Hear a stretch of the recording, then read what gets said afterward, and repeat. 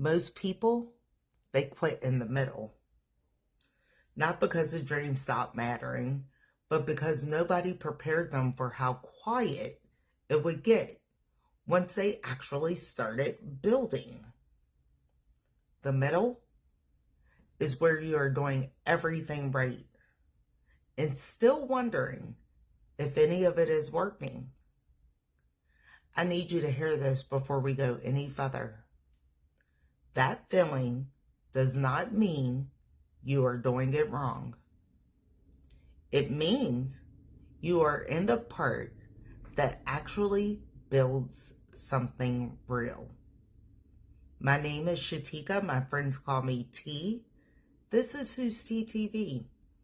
Today, I want to talk about the part of the journey nobody warned you about. Not the beginning, when the vision is fresh and exciting. Not the end, when the results finally arrive. The middle, where it is quiet, where it's ordinary, where most people silently give up.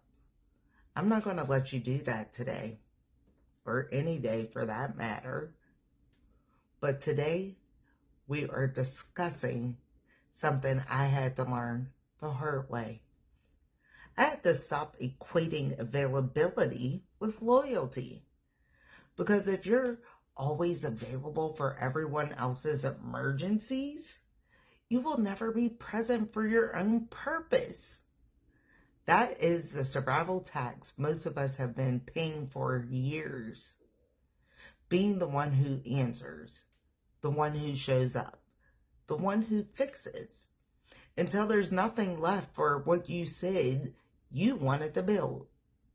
And the painful part, nobody forced you to pay it. You volunteered. Because somewhere along the way, you learned that being needed meant being valued.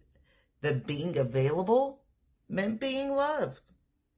But availability is not loyalty. Being endlessly accessible is not a virtue. It's a habit. And like any habit, it can be unlearned. The question is, what did all of that availability actually cost you? Think about it honestly. How many mornings did you start someone else's fire before you lit your own? How many of your best hours went to other people's chaos while your own vision sat waiting? How many times did you answer a call you already knew would take your whole day up? And you answered it anyway, because saying no felt worse than losing the time. That is the survival tax. At some point, you have to decide, are you done paying it? Now, I have to address something because I know what some of you are already feeling. Guilt. Because the moment I started talking about protecting your time and energy, something in you flinched. I understand that deeply. Most of us, especially those of us who have spent decades being the reliable one, the strong one, the one everyone calls, we're conditioned from early on to believe that our worth was tied to our usefulness to other people. I've said it before, I'll say it again. So the first time you let a call go to voicemail, the guilt is immediate. Loud, personal. The first time you say, I don't have the capacity for that right now, it feels like a betrayal even when it's the truth. The cruel thing about internal guilt is that it does not need anyone to say anything to you. Nobody called you selfish out loud. Nobody confronted you. The relationship didn't blow up. But inside, you ran the trial, found yourself guilty, and sentenced yourself before the other person even noticed you were gone. I'm going to speak to that directly. Choosing your purpose over someone else's comfort is not abandonment. Protecting your energy, that's not cruelty. Saying no to a draining friendship is not the same as you saying you don't care. It's saying that you also matter, that your time is also valuable, that the dream you are building also deserves a fully present version of you. The guilt gets quieter every time you honor yourself, and the world does not end. It will not end. I promise you that.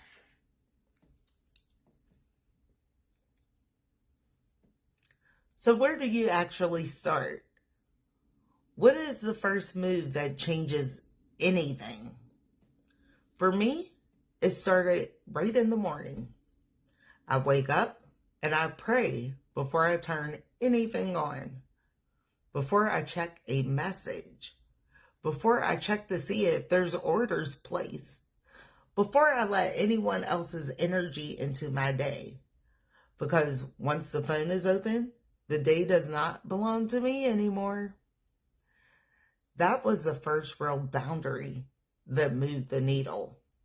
Not a dramatic conversation with anyone, not a big announcement, just a quiet decision that the first part of my morning belongs to me and to what I'm building. For a long time before that, the first thing I did was turn on the morning news. I did not realize how much that was setting the tone for my entire day. Other people's crises, other people's urgency, other people's noise, pouring into me before I had a chance to pour into myself. When I stopped doing that, the morning got quieter. In that quiet, I started to hear my own thoughts again. My own intentions, my own sense of what the day was actually meant for. That is where the shift starts. Not with a giant life overhaul, with 30 minutes that belong only to you. Prayer, stillness, intention, whatever it looks like for you. Before the phone, before the news, before anyone else's emergency becomes yours. Just 30 minutes. Start there.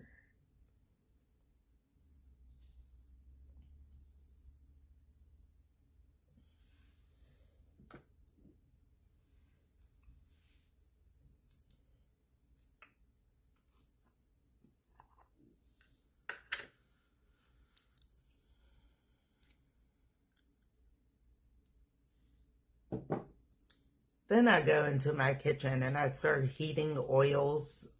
Some days it's for 3 hours. Some days it's for 5, depending upon how many orders come in. This is not about the oils. It's about the standard. You cannot build a premium life with whenever I feel like it work ethic. See, my husband is doing the body bombs before work and after work. We try to give each other space because small batches take attention. You cannot rush what requires precision. And somewhere between heating oils and watching the mixture come together, guess who's filming? Me.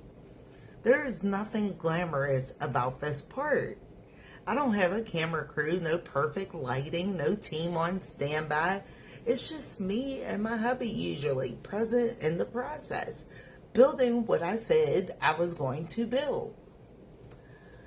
But this is what protecting your peace is supposed to produce.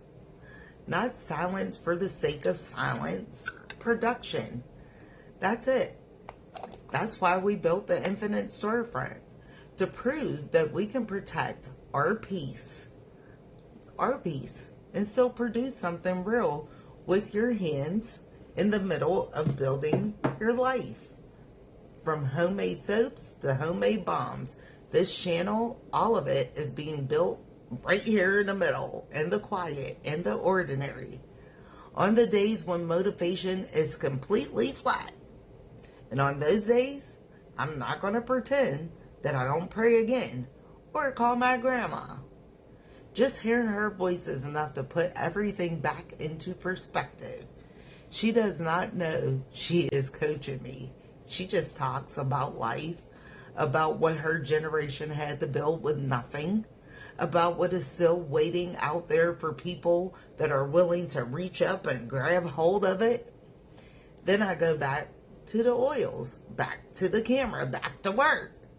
Not because the motivation came back, because the meaning of motivation never left.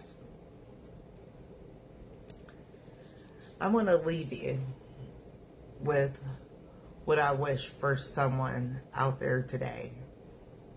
And I wish that someone would have told me sooner. The middle is not the waiting room before your real life begins. The middle is your real life happening right now in real time. Every morning you protect it. Every call you let ring. Every hour you gave to your own vision instead of someone else's emergency.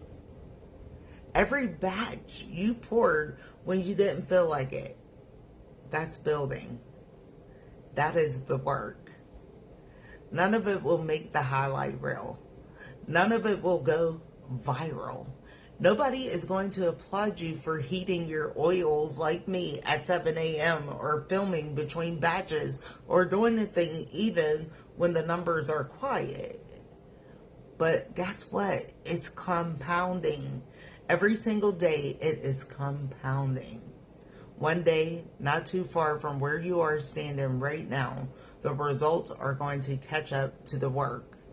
And when they do, you will know exactly where they came from. They came from the middle, the part no one warned you about, the part you survived. So do me a favor. Stop asking for permission. Stop asking for permission to be quiet. Just go build.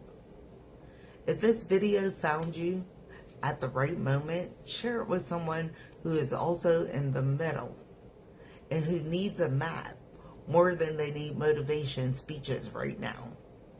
Infinite Storefront is in the description.